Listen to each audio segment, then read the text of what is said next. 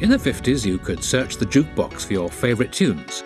In the 80s, the Sony Walkman meant you could actually carry some of them with you in your pocket. But the 22nd of October 2001 saw the launch of the iPod. Designed by Apple, this small white oblong piece of plastic could carry thousands of tunes. A revolution was underway in the music industry that would have a greater impact than when compact discs displaced vinyl records in the early 1980s.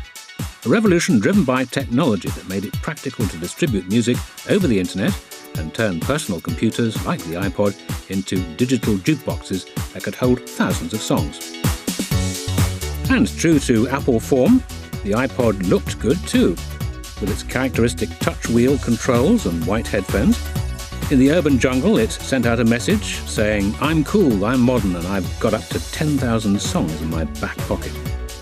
Within 5 years, Apple had sold nearly 70 million iPods and earned the company almost £7.5 billion. Well over 1 billion tracks had been downloaded from the iTunes website.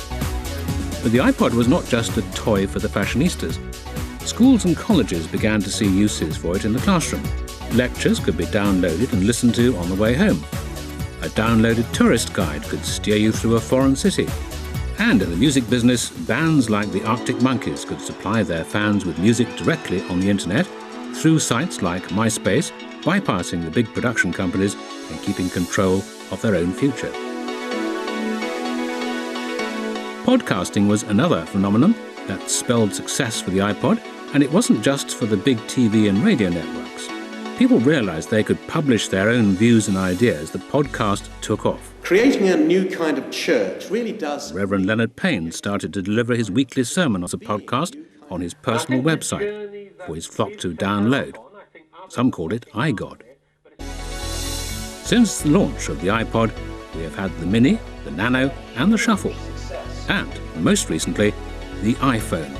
An integrated music player, radio, video player, internet browser, personal organizer and phone with touchscreen controls. How did we live without it? Out in the elephant's graveyard of junk shops around the globe, the piles of redundant technology grow larger and larger. Perhaps those 2001 vintage iPods will be looking for a spare shelf in the not-too-distant future.